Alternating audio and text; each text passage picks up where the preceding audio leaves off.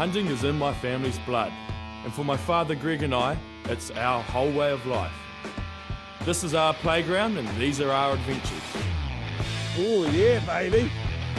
Paddle hard, go right. Oh, look at that chamois. Is that the big buck? Which one is it?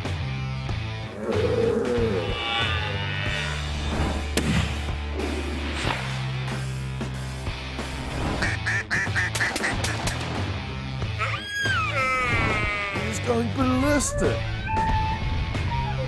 Oh, what's that? Woohoo, 14-inch bull. This is NZ Hunter Adventures.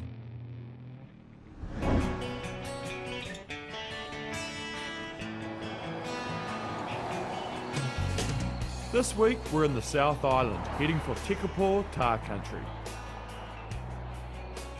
Every year we plan to do a really decent trip during the Tara, which is in the middle of winter in the heart of the Southern Alps. And it's just awesome. The country, the harsh environment that these animals live in, their coats, they're just spectacular. And probably aside from the raw, it's the highlight of my hunting calendar. Joining us this trip is a good mate Henry, and the goal is to get him a really good trophy bull tahr over 13.5 inches long. Last year we hunted the west coast and had some great success, so we thought this year we'd try on the east coast. I'm sure we're going to have a cracker of a week.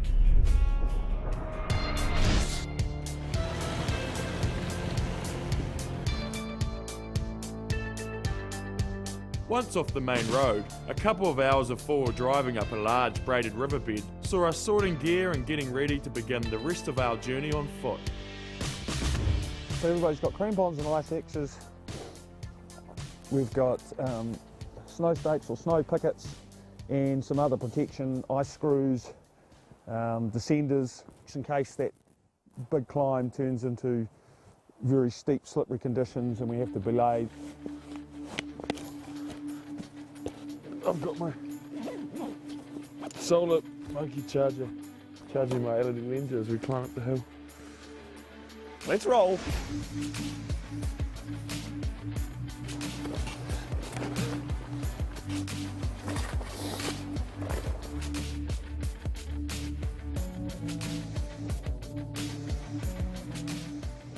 Our intended route for the day was to head on up the valley and climb a steep face up to a high pass that would give us access into some hard to reach tar country. There we hope to find some bulls with a bit of age to them. I've come about 2 hours upstream from the truck. It's been pretty slow going. Slushy snow with a crusty surface that Frozen crust on top that won't take our weight. especially when you're running 100 kegs. With a pack that weighs another 30. Sun is out shining, so it's time. We've just got to tell you about these sunnies. We forgot our mountain climbing sunglasses, so we called them at the Tekapo petrol station at the last minute, and I've got these deadly cool ones here. Oh, look at mine. Dad looks like he's from Bollywood. All things going to plan, another 2 hours to the pass, then we'll be in that beautiful basin looking for tar. We should actually have a bit of a glass from here, because it's good looking tar country.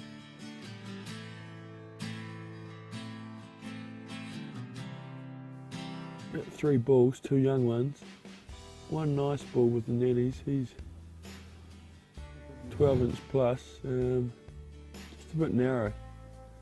Don't know if he'll be pushing that good 13 that we're looking for. Impressive sight all the same, lovely mane and big coat. And now we've got the final deep snow with a crust on it approach to the pass itself, and then the steep face up to the pass, which hopefully will be well iced by the time we get there.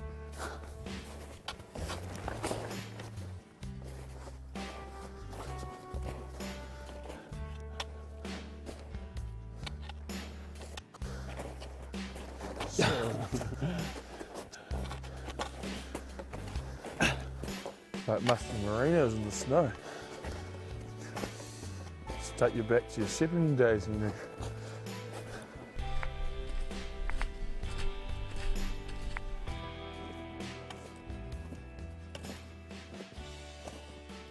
Well, it's a hell of a lot better. The snow's firmed up a hell of a lot over what it was earlier, so I think it's time to put the poons on. Yeah.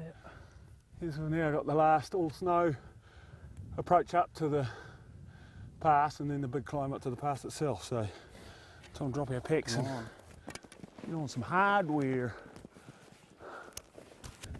Pretty simple. We've got a left and a right. Yep. Ream your foot hard into the back like that. Yep. And you do a lock back over the top like that, so go through like that, Yep. around and then back over so that you can get that side tight, then the other side tight. Then with yours, you do also have to go back over the top again. And just tuck the remaining strap in somewhere so that it doesn't get caught. Same on the other side. It's about 3:30 now, so we've got about 2 hours of light left to get sort of climb up, climb the pass, drop down and find a good campsite. And if we're lucky, we might find some bull tahr tonight. Okay, so you walk as if you're walking on train tracks. So your feet are parallel and you keep your heels apart. It's all about not snagging one crampon on the other.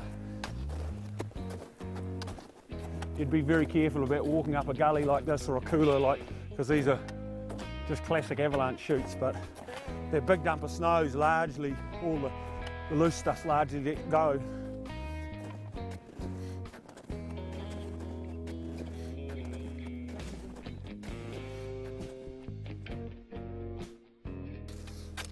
Okay, so now here we are, the final approach up to the pass. And she looks pretty nasty. She's solid sheet ice all the way up there. So it's definitely, safety reasons, we're going to belay up this section. A slip on there and there'd be no stopping, you'd be gone. So first thing we're going to have to do is dig out a stance, which gives the belayer somewhere to safely belay from, and then we'll climb it, belayed, and the last person will pick up the protection as he comes. This is NZ Hunter Adventures.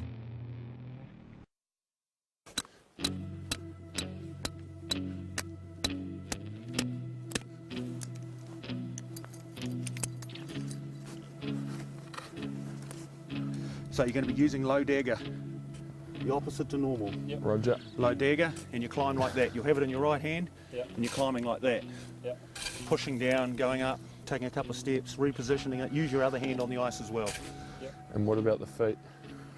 With the feet, you're going to be front pointing. You'll either be front pointing like this, just like that, Yep. or, so that's called German that way, front pointing, and that's called French. So you can go German, French, German, French, Yeah. German, French. And if your calves are starting to get a bit tired, then you can swap and go that way. Yep. Otherwise, you just front point all the way on both feet. Okay. Good luck.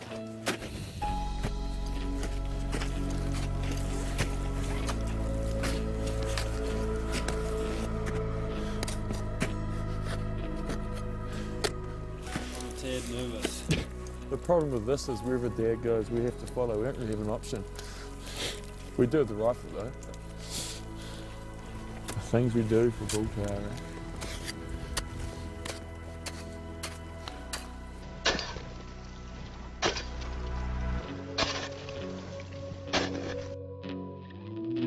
Dad placed a couple of anchors as he climbed, and then he belayed Henry and I up from the top.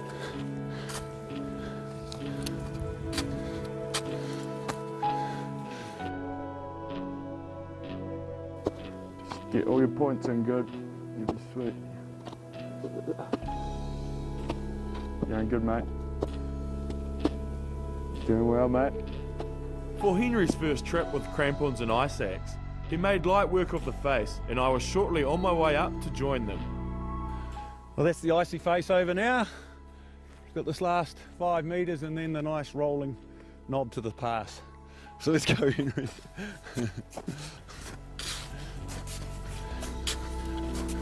Bit softer up here too.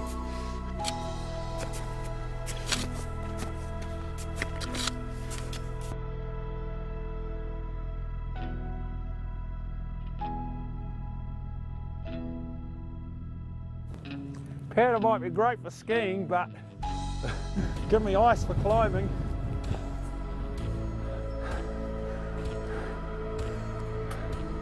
The top.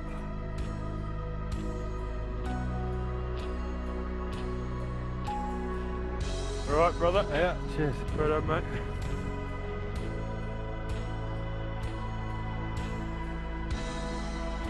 Yeah.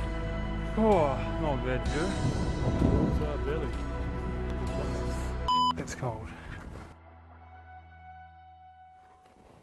Well, this is the top, and our thoughts are we'll probably dig a camp in here for the night, and then in the morning we'll sidle our way around into those tar bluffs rather than dropping down, losing couple of thousand feet down into the basin and camping, and then probably have to climb all the way back up again in the morning to chase the bulls, which could well be high up from what we've seen so far today. Attempting to dig a big enough flat to put a tent on here, so we've got some shelter from the pass itself, but it's going to be a bit of a mission. It's not very flat. I mean, unless it really blew up, you'd probably be fine up in the saddle itself, but it'd be a bugger if it did blow up during the night and we're stuck up there. Right, I'll do something about getting the billy on.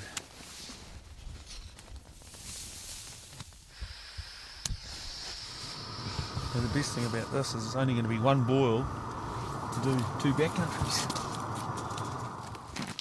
Well, it's that cold I thought we'd have a roast chook. That's what I'm having. I don't know about you. All the boys in the other tent. Booty.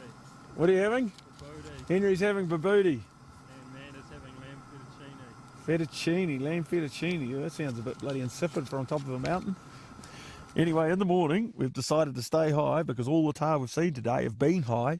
So rather than dropping all the way down into this next watershed and then having to go around and then climb back up into the bluffs, we're going to sidle round into these bluffs and hopefully get a look out off each ridge and then cut round to the top of the next one and get a look out off that one into the bluffs and pick them up high so we don't have to go down and come back up again. So we'll see if the plan works in the morning. Over and out.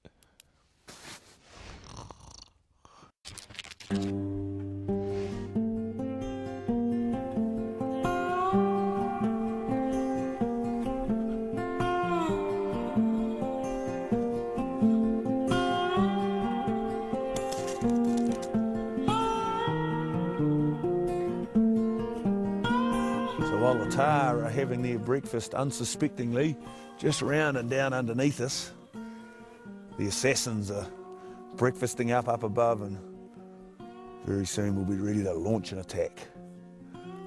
Well, that's the plan. Yeah, we'll get onto that shoulder there and then head out onto the ridge that looks, if we head out to the left there a bit, without hanging off those bluffs, but from there we should be able to look across onto the face of the next ridge, which is the tar country on the next ridge. Has it got good bluffs? Yeah, there's some beautiful bluffs in there. I mean, that's what we're looking for in this country. When the snow's as deep as this, the tar are in the bluffs. All the feed slopes, all the tussock slopes are buried in snow. They can't get out in this stuff any more than we can, so they'll be in the bluffs. Yeah, the bluffs are safety from avalanche, too steep for the snow to hang on, that's where the tar will be. All right, let's roll, boys. And the best thing about being above the tar like this is there's no hurry in the morning. If you're down the bottom, you've got to be up sparrows because they climb so quickly in the morning. In fact, they're already sort of halfway back up.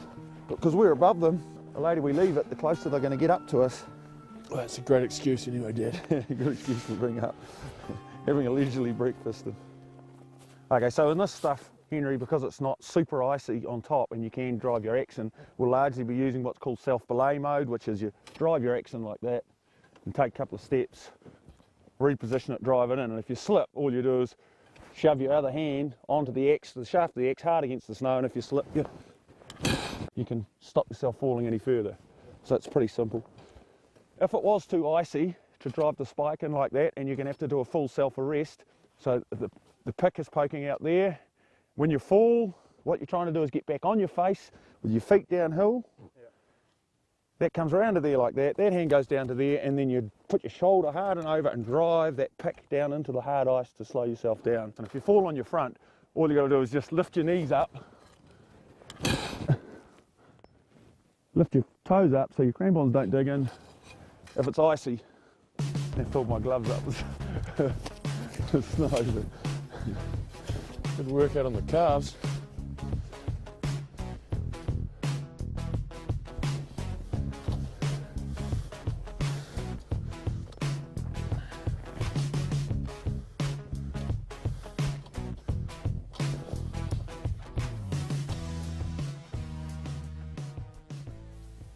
There's an Annie, there's an Annie. Oh, there's See? another one. Another nanny. Where are you looking, on the ridge top? No, see, right on behind that big pinnacle sort of rock? To the right of that boulder? Yeah, just hard to the right of that boulder. Yeah. Is that the one you've seen? Oh, I saw that. There's a couple. There's another one just down to the left. There's some up on the ridge as well. There's a bull. There's a bull. Look, just above that. Nanny, she's got her head up. Time to get the spotter out. Oh, shit. Oh, no. What? My Swarovskis. What? Fell out of the pouch. Yep. It was a bit of a disaster. Made the fatal mistake. Turned around without zipping my pouch up. $1 million pair of ELs has just gone down there. One of you boys can get the spotter out and have a look at that bull. I'll go down and see if I can find my binos.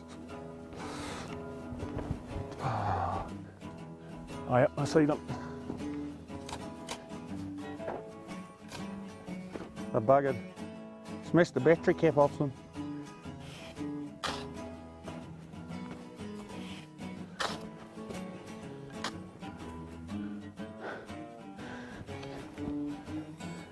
I think I'm all that. Oh yeah, hell yeah. They're stuffed. The adjustment knob's been bent over and jammed against the beam. Oh dear, they landed hard on that. This is history. You ever look at this bull?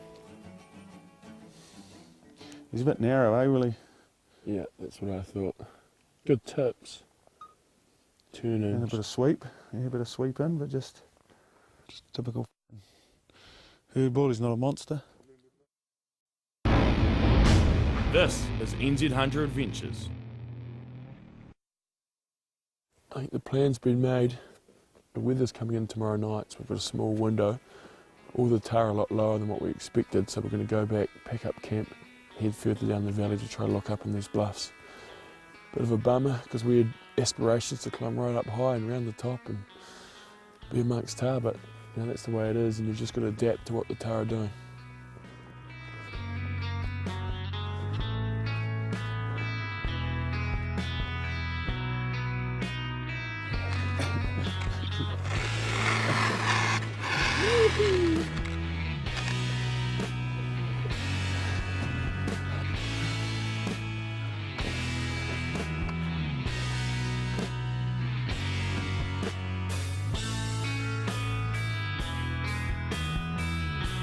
After pulling Camp 1, a few hours of sliding and plodding our way down through soft snowfields saw us 500 metres lower in altitude, setting up the tents and ready to work all of the surrounding tar country. Got a nice camp set up. The boys are dealing to lunch and I'm on glassing, so hopefully we pick out some bulls. There's a bull on his face, Dad. Got some serious mass. It's just a blur with all the mirage, but his horns, the bulk of them's easy as big as half to 2/3 of his skull. That's the one just to the right of that big black scar. Up to the right of the black rock, yeah. He's just sort of quartering towards us, angling to the right slightly. Yeah. He looks real impressive through the binos, but all I can tell is his body's bulky. I think there's at least 2 other good bulls on that face. Oh, there's tar all over this bluff above us, all over it. We're just in Tar City here. Hunting for bull tar is something very seasonal. At the moment we're late July, tail end of the rut, and we're hunting nanny country, so it's got all this great bluff country that holds the nanny populations, and it's safe from avalanches, so that's why the nannies are here. The bulls will shift in here about May, they'll stay here through to probably August, and then after that they'll move into their spring and their summertime country, which is typically lower, better feed availability country. So during the winter, if you're after bull, you've got to think nannies, do the research, find out where some nannies are, look for the bluffy country that holds them, and then that's the ticket, and you should find bull tar. This is what trophy tar hunting's all about. You've got to be patient. You just got to keep looking them over. Don't shoot the first mature herd bull you see, 5 or 6 years old. Keep looking. Keep looking till you find that 8-year-old, 7, 8-year-old, 9-year-old bull. That's when you'll find something real special with character, and it'll have the mass and the bases, and with any luck, the length as well to go push that 13, 14 bracket.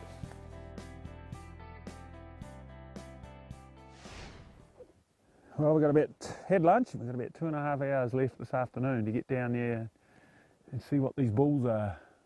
There's nannies all in these bluffs above us, and there's at least a couple of bulls up there, but the best looking bull we've seen is on about our level down further. So let's get down and see what he is.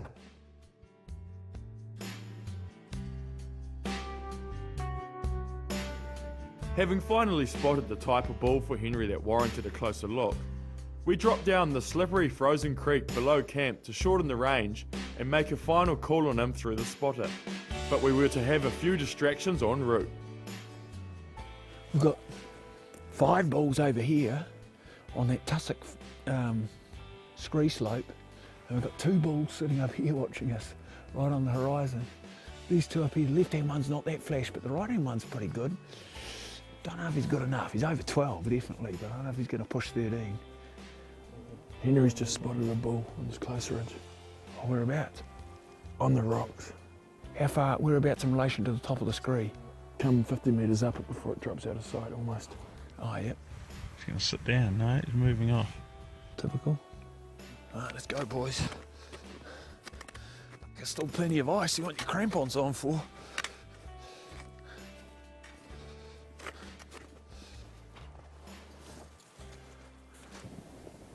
We've now closed the gap to under 500 yards.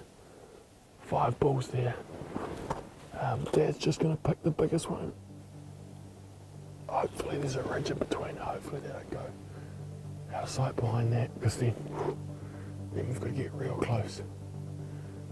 And it's going to be a hard thing because there's nannies everywhere around this country. Just asking to spook one. Yeah, it's definitely the widest bull, without a doubt. Just hasn't got great tips, second from the top. Because I've only got the little field of view. Oh yeah, that's him up there, that real dark fella. That's him, he's the best bull there. Definitely pushing 13. Eh? It's a beautiful bull. I'll get the gun set up anyway.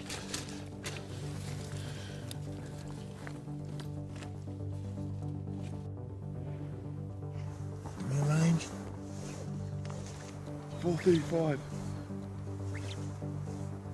Just see if you can even get on the gun now. Actually, be able to or not.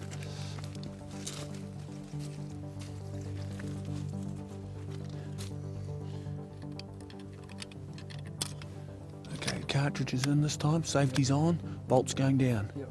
Well, he's not broadside, so we couldn't be shooting him at the moment. You just stay on, Henry. Just need him to go broadside. Oh, it's almost enough there. Nah, that's not level enough, Henry. Oh, he's about to move. Squeeze it off. No, wait. Without walking. He's going to walk. Wait. Nah, forget it. Oh, we got set up to have a go at him, but it's just got too dark for the cameras, a bit too dark to try and fire a shot at that range, so hopefully we haven't disturbed him too much, so we'll leave him till the morning and have another go then. He's a nice bull, well worth coming back for. Right, torches on.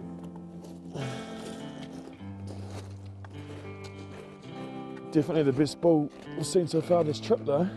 Lacking the tips, but that's the perfect one to take, because he's never going to be an absolute monster because he doesn't have the tips to start with. So, oh, tomorrow's another day.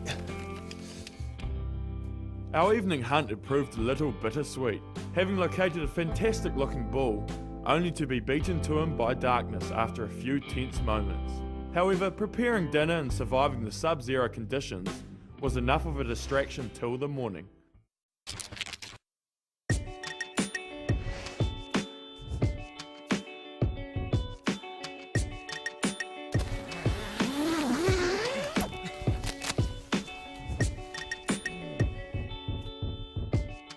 Another cracker morning this morning, although you can see a little bit of mackerel sky starting to come through, and that's the forerunner of that nor'west that's supposedly going to hit us tonight, hopefully later tonight after dark. Just having a glass while we're having breakfast, and there's 2 bulls up here, but they're probably the same 2 we spotted yesterday from off that top ridge. Sort of 11.5, 12-inch class bulls, not the bulls we're after. So the plan for today is a no-brainer. Go and find Henry's bull. That's the plan to start with, and then we'll have a look for something else after that.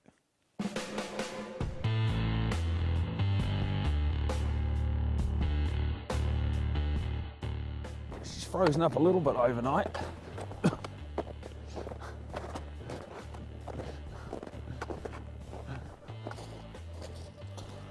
Oh yeah, just under those top nannies. Ooh, he looks quite nice. Better get the spotter on him. We're about to start the climb, probably 1,000 metres up. We spotted 2 other bulls and a group of nannies up here.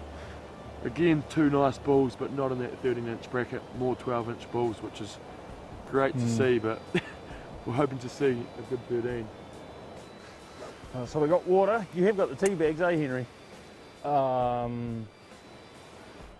You're pulling my tit. No, yeah, they're in the side pocket. Because you know what you'd be doing if you didn't have them. Running away. Keeps an hour that way. With the tea bags definitely on board, we turned in and headed straight uphill, hoping to get a look down and across onto the face Henry's bull was on the previous night.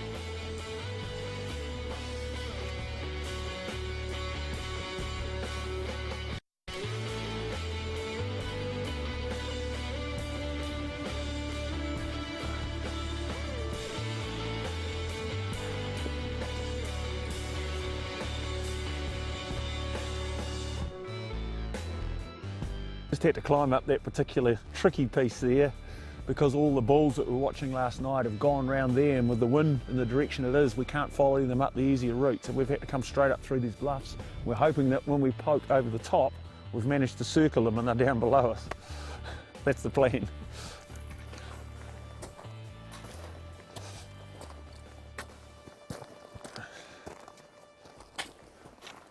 Oh, we've hit the snow and ice again, boys, so it's crampons on time. You don't want to be slipping around on this stuff, not on this Razorback.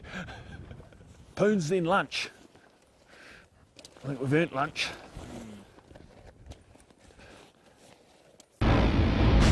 This is NZ Hunter Adventures.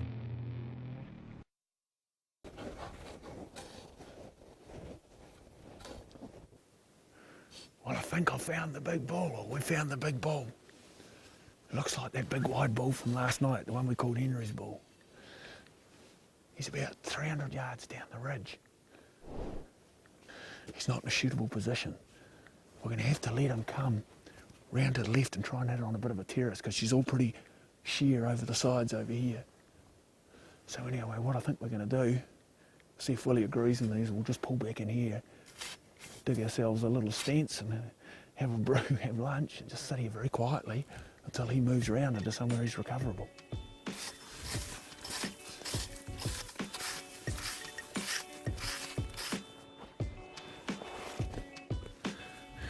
Get that belly a boiling, Henry. Whoever's got it.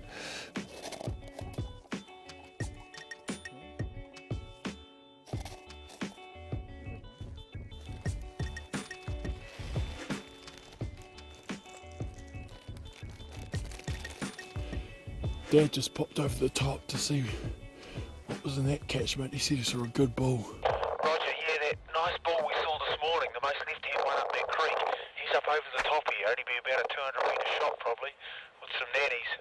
But I don't think he's as good as the one we're calling Henry's bull down below, so I think I'll come on back down and we'll drop in on him. Might be hand-to-hand stuff.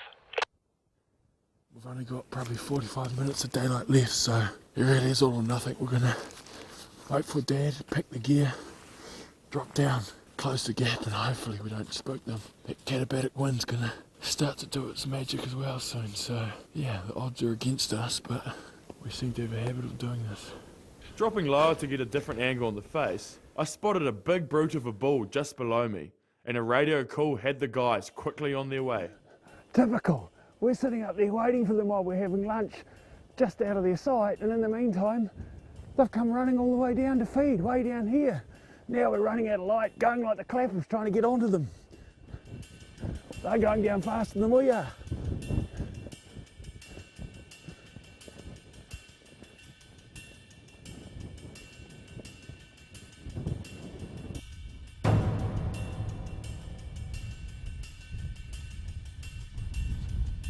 Just get down on that bush and get a bit further forward.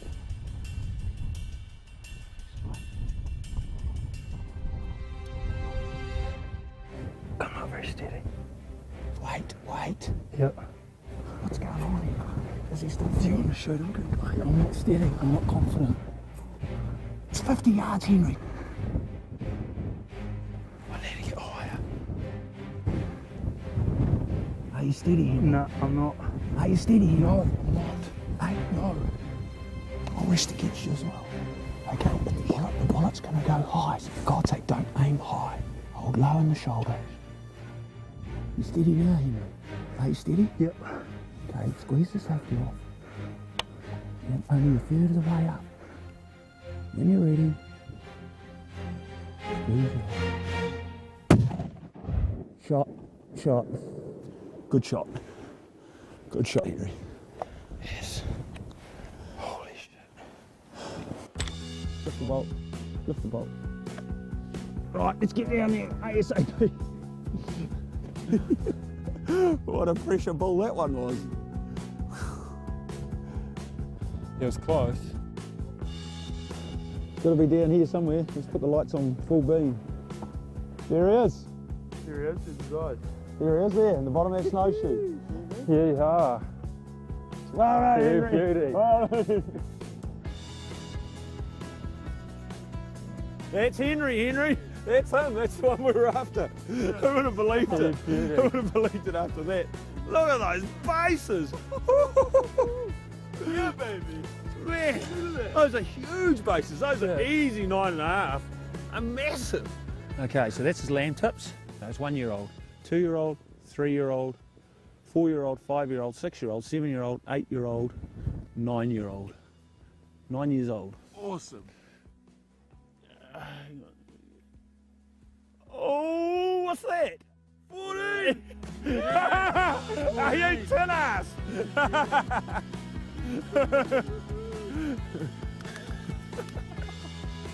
9 5/8. Those are massive bases. That's as big as my big 14 on the wall. Yeah, baby. Yeah.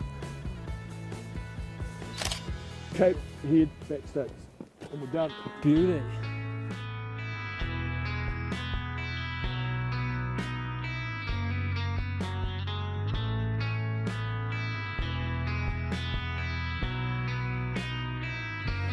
Henry's talking about mounting them, which is the ultimate respect.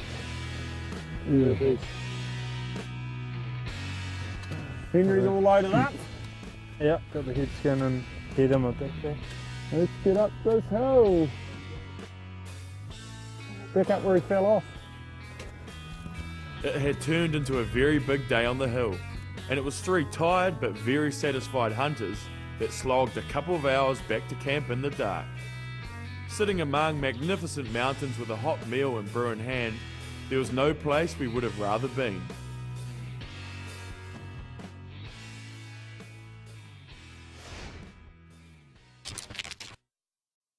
Day 4 dawned a bluebird, and for us that meant beginning the long climb back over the pass while the weather held.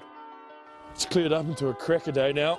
Henry's bull definitely hasn't shrunken overnight. Massive bull. I'd hate to think what that head and cape weighs, probably 15 kilos plus, which will make the route up over the pass in that slushy snow very interesting.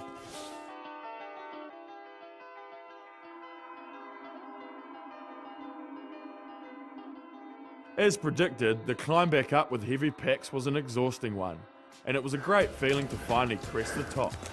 There's a good corners built up now, look at it. Oh, there's actually been a slide down too. So it was a good 2.5 hours up here, wasn't it?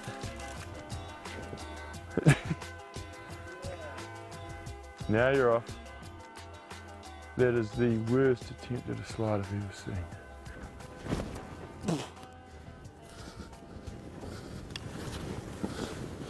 That was pretty abysmal as well. Oh, now I'm covered in snow. Back through the pass, our final hurdle was the descent down the steep face, which Henry didn't seem that keen on.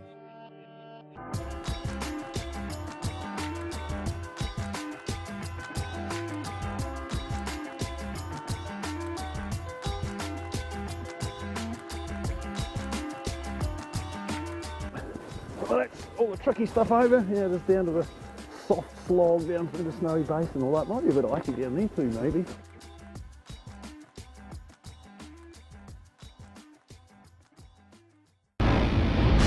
This is NZ Hunter Adventures. So we've just taken our crampons off, come further down the valley, probably half an hour before dark, and Dad spotted a monster bull crossing his face. Well, I'm saying monster. I'm the only one who's had a look through the spotting scope. What do you think, Dad? Do you have a look? No, I thought it looked pretty good from back up there, but Big bases, wide, tips might be his only weak point. It was a good bull, that one.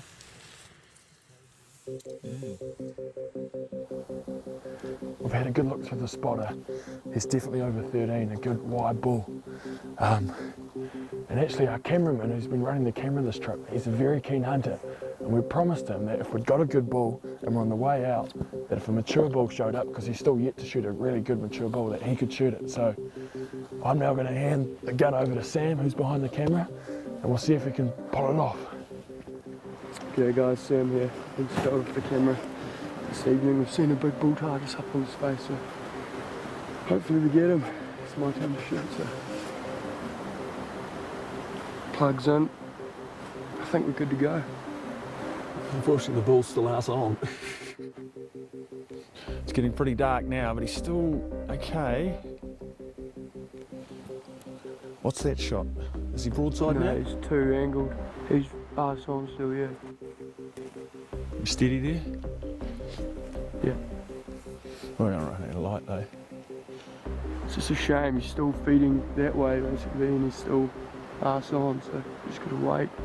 Oh, jeepers. It's gone to that auto night detection mode, really. Oh no. Yeah, it's just dark as all hell now. No, unfortunately, it's too dark for the cameras, they can't see. I understand Greg's pain on that one. But hopefully maybe we'll get a shot at him in the morning. He's a really good bull. He's very keen to secure him. I need a bull, all right. And because we want to kill him on film, we need some light. So he's still alive. Come back in the morning and hope like hell that he's still around somewhere.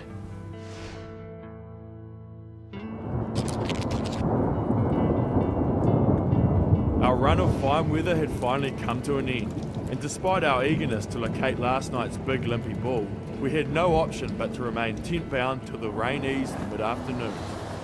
We've come half an hour up from where we camped last night.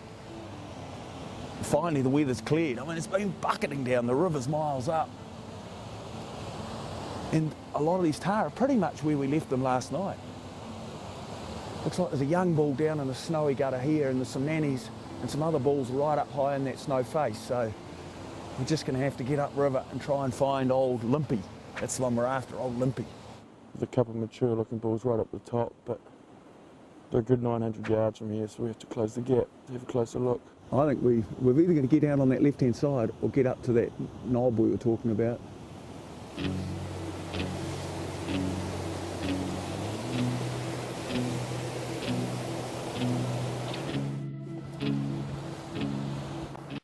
The young bull's just locked eyes on us and he's headed back up the face. We're yet to see old Limpy. Hopefully he's just tucked around the hill, but the worry now is that this young bull goes up and picks up that mob and whoop, goes over the ridge. Fingers crossed. I'll stay still.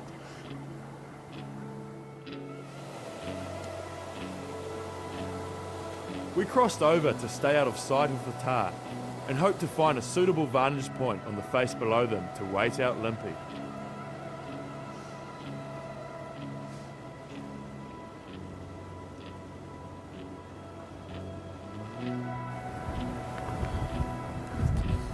You think we can get to that big rock or not? He's looking down at us. I know. Can we not shoot off that rock right in front of you? Possibly. That's why I want you to come up. Stop, stop, stop. Okay, keep going. Keep coming. Stop, stop, stop. Jesus. So we're underneath this group of tahr and this good lookout knob that within range, but we can't find Limpy. There's a good bull up there, but it's not the big wide limpy bull we saw last night. There's another bull round to the left in the snow, so we've probably got 1 hour of daylight, so we're just going to wait and hopefully Limpy will show himself. He's not a bad bull, but he's not the hoppy. Damn. Typical of Dave. We can't find him now. Where's his lure? There's a ball right there. Down. Just spotted a ball. Down below the bluffs on the right. He looked pretty wide, it might be Hoppy. It's him. Okay, let's go.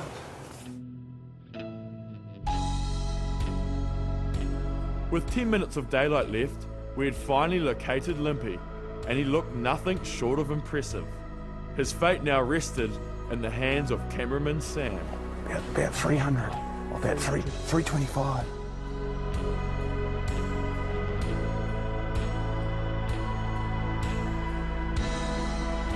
You steady enough? Sorry. Yes. Okay. Oh, here we go. Okay, is everybody ready? Yep, thank you. Well, just aim right in the middle of the shoulder, the meat of the shoulder. Is that good broadside there? Yep. Okay, when you're ready, just squeeze it off. Squeeze it off.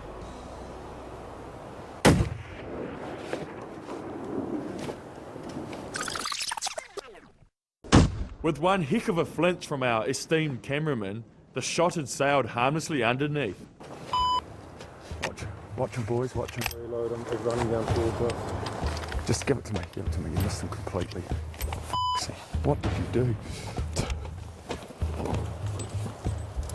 You watching him? Yeah, he's on the gutter, edge of the gutter, right gutter. Oh, did you see him, Yeah, I see him. Bolt closed. He's running down. I've got to try and find him now. On that gutter there. See the naked eye? In front of the black rock? Yeah, I can see him. What's the range? 300. Just on the right-hand edge of that rocky ledge. He's in good view now. Just When he right. goes broadside, we'll shoot him. Yeah. You guys ready? Yeah. Okay, no. He's moved a bit. We'll have to move. Oh, he's gone out of sight. Can you see him? Come on, mate. He's got to come back into view in a hurry. Can you still see him? No, I've lost him. Limpy had moved closer into a hidden fold and used this as his escape route down off the hillside and to safety.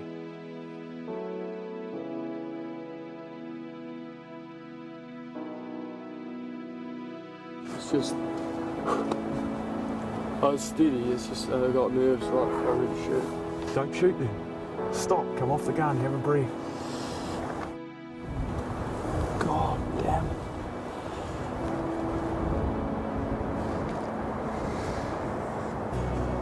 Well, what can we say? We chased old Hobby Sam's bull for several days. Finally tonight, the weather cleared, we got right in on him, 290 yards away. And what happened? Well, yeah, it was just bloody typical. At the end of the day, nerves just got to me and completely butchered the shot basically, so it's disappointing, but we'll move on. Yeah, that's what happens. It's been a fantastic midwinter tar hunting trip. We've covered multiple watersheds, which has taken some fairly interesting climbing, getting in and out of. Some of us have been put well outside our comfort zone. And unfortunately now, the cameras are right out of battery and out of cards and tape, so the hunt's going to have to come to an end whether we like it or not. So Sam's bull's going to live to fight another day. Thanks for watching, and we'll see you next time. It seems a fitting end to the season that one of our magnificent big game animals should get the last laugh. It's been a mammoth adventure over the last 10 weeks and an absolute pleasure to share it with you all. But now it's time for us to head bush again and get cracking on the next season. A huge thank you must go out to our loyal family of sponsors. Without their support, we wouldn't be able to bring the beautiful New Zealand backcountry and the majestic animals that roam it into your living rooms every week. We rely on their products to perform out in the field, so you can be assured if we're using it, it's good gear that will stand the test of time.